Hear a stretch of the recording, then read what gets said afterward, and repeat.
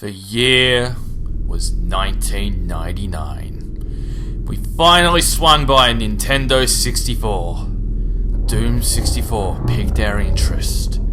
When I first saw that badass intro, I could feel like I was going to be in for one wild ride I'd never seen in Doom. And on that day, I was not disappointed. It was dark, dripping with dreadful ambience, played like a wonderful nightmare, and at the time was damn hard too. Welcome everyone to a brand new Let's Play. Bear with me, there is so much to talk about here before we rock and roll. But I promise that after this map that the rest of my videos will be full on in the gameplay department. This is Doom 64, but not as you know it. This is Doom 64 Retribution, as crafted by a modder called Nevanda. The current version is 1.5 and is the most definitive update to this port yet. So first, what makes Retribution particularly special? 3 things. First, the original goal of this mod is a full port and remake of the original game for GZDoom. In Nevanda's words, think of it as a modern remaster intended to bring you as close of an accurate experience as possible with added touches and extra polish. Alongside that main goal is his secondary goal, which is porting over all the expansion episodes that were made for Doom 64 Absolution on the GZDoom engine. You may also know it as simply Doom Absolution. We'll see those together on Twitch soon enough. The second bullet point that makes this port unique is its durability. In Nevanda's words again, the update that survived a hard drive failure and not 1, but 2 hurricanes. That's nothing short of legendary. Clearly Doom Guy and Hell are true survivors. And point number 3 will, in fact, celebrate the badassery of point number 2 here. You see, the third point that makes this port rather special is Nevanda's all-new exclusive difficulty. Now, anyone who knows this channel long enough knows that when a game has been tweaked to create a more unique experience, I'm right on board. You've likely seen it before with at least Duke Nukem 3D and Doom 2. You improve it, I play it. So for difficulty, Doom Slayer, which makes a number of changes designed to rebalance the elements to become harder for both our hero and the monsters both. How does that work, you might ask? Strap yourself in, there's a lot to talk about here. First, damage factors have been tweaked. Monsters only have 80% of their health, but now Doom Guy takes 20% more damage. You could in fact say he's become a glass cannon. He can hit hard, but he better dodge like his life depends on it, because it does. Item economy has been retooled as well. Gone are the traditional large ammo boxes. All of them have been replaced with their smaller counterparts. The handful of shells, single rockets, and so forth. However, those items now give 3 times their value, so you won't be ammo starved. The same goes for medkits. Stimpaks are a lot more common, and standard medkits now show up where blur spheres once lay, which I believe are gone entirely.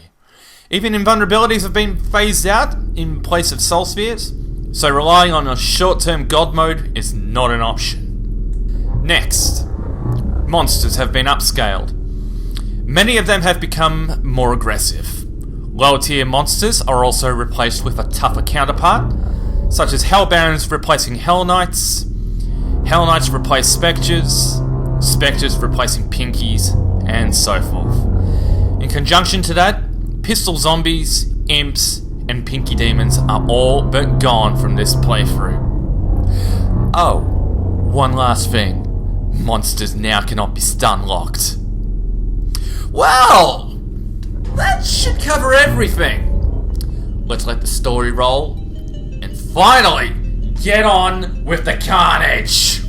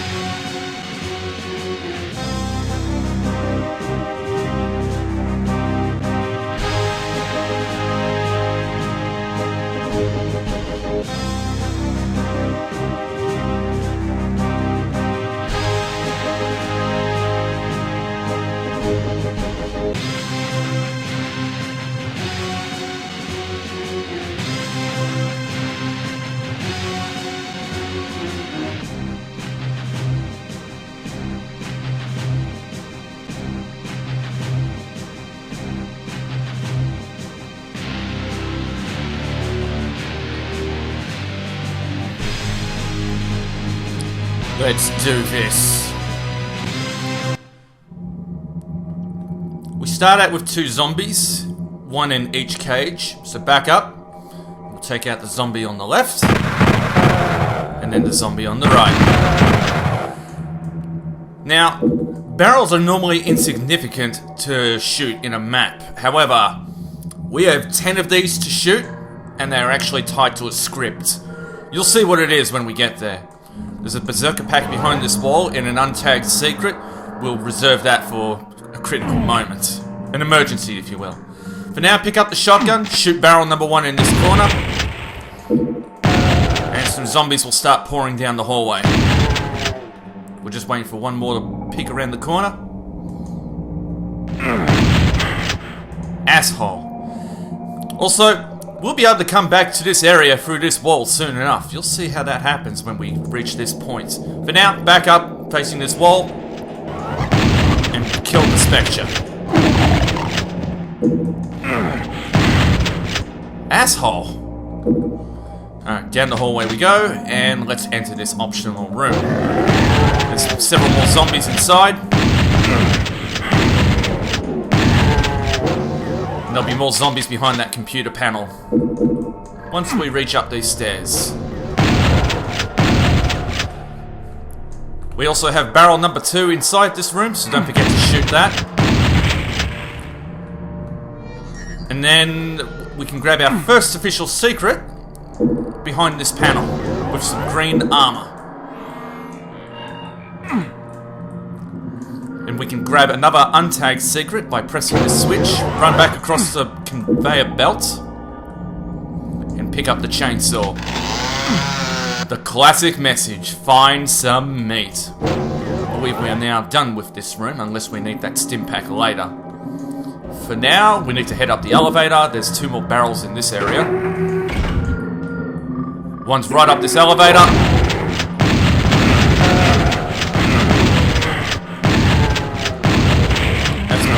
Barrel number 3, and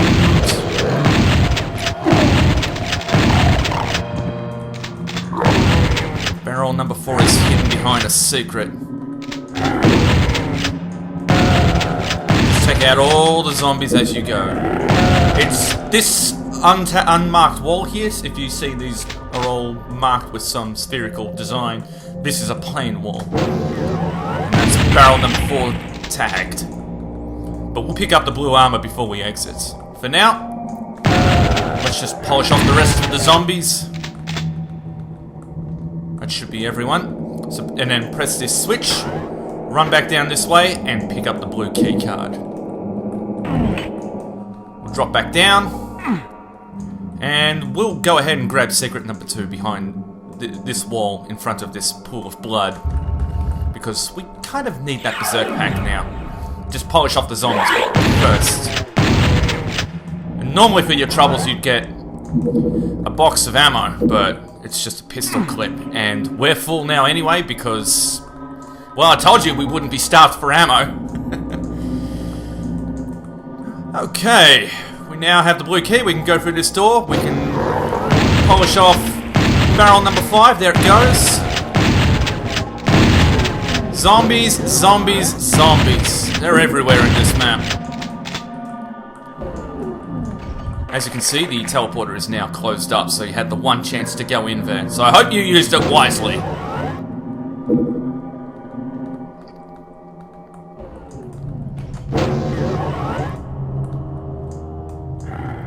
Take out those zombies. And secret number 6 is just over yonder. And it also has barrel number... Did I say secret 6? I meant secret 3. It should have barrel number 6. I have a checklist in front of me anyway, so we can check for what barrels we might have missed. And grab yourself a soul sphere. If you want, you can also use this teleporter to go back to the start of the area once again. But let's go back through the blue door for now.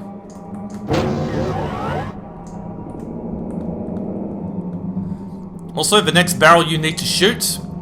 Well, let's not think that far ahead first. We're looking for a switch. This is it, and if you can see that patch of shadow, that will lock us in like a barrier until we polish off horde of specters. Don't let them corner you. And then when you're done... Yeah, that's an especially dangerous area with the lack of stun lock and the extra damage. Anyway, polish off that barrel when you're done. And this switch should open up the barrier so we can let ourselves back out. And we'll just pop down this way. Where's the zombie? And as you can see, like I said, this barrier has now opened and we can step back into the main staging area if we wanted to. Pretty neat. For now, we have another barrel down here that we need to polish off. Grab all the health potions. And check it out. Interactivity. If we didn't have the Soul Sphere already, we'd be telegraphed that there's a Soul Sphere secret.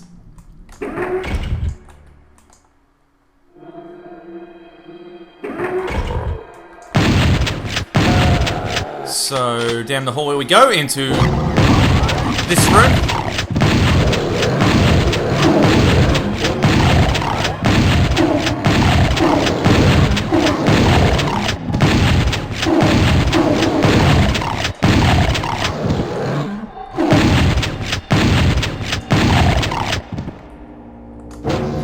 And in we go. We should have one more barrel around here.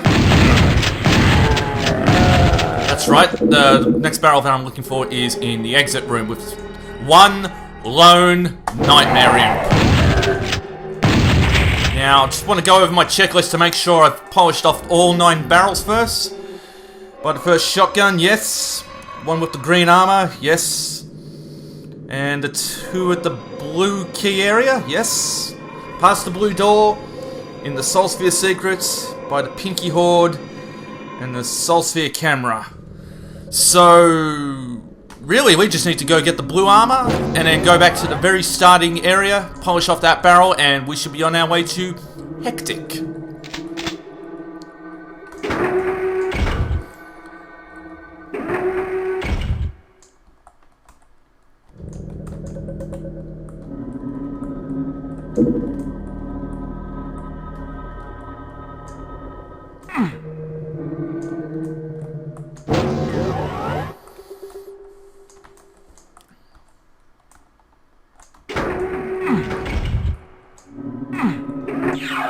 So, if you open up this wall, and then shoot that barrel, that teleporter opens up, jump straight in. You may not get another chance.